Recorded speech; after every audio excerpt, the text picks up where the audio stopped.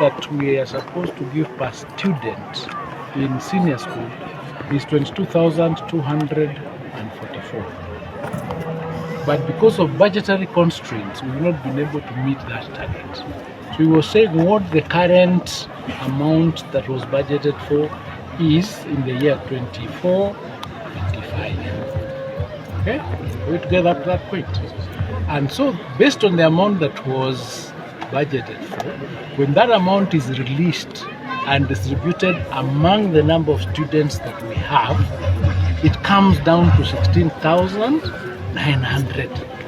It does not mean that we have moved from the 22,244 to the 16,900. It just means we have not been able to reach the 22,244 per student because of financial limitations. But between the Ministry of Education and Treasury, we are working very hard to see that we reach that target, even before we start thinking about how to raise the figure. So because of the constraints, that's why we've not been meeting the 22,000. It's not like we are reducing. The policies we are at 22,244. But the resources that come, when you divide, you divide that amount with the number of students you have.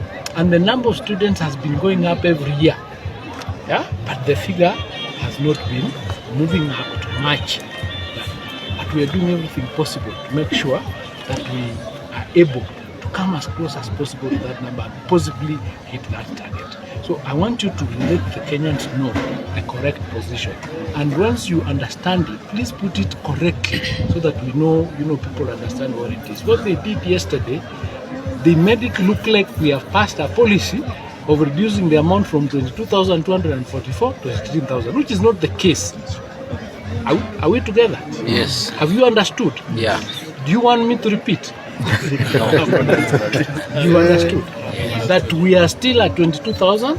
Wow. But when the funds come, because of the limitation, you divide that amount and it comes down, and you were saying the last year it was at 16,900. This year it's probably going to be slightly higher. So what I'm trying to tell you is that the government has not changed the policy of financing free education. I saw some other people saying we are killing the dream. We are not, because we are actually having many more students coming through our institutions than before. So we've not killed the dream, we've actually advanced the dream, and we are working very hard to do that. We do not sleep.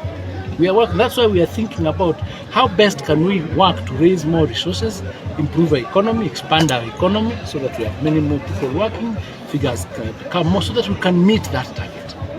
Yeah? This country is one of the countries that has gone beyond the amount of money that is being given to the education sector, beyond the UNESCO recommendation. The UNESCO recommendation is 20% of the budget, but we are 29%. We are 9% above the international required standard. So how can you say that we are killing the dream? And you guys, please write the thing nicely. And if you do not get the point, let us know. We'll respond and explain it. That is the position. We will not change anything. You were just saying, this is the figure that I gave because I didn't have the money to give 22,000.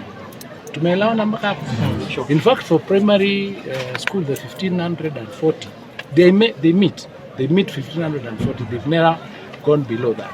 The 15,000 for junior school, they meet almost.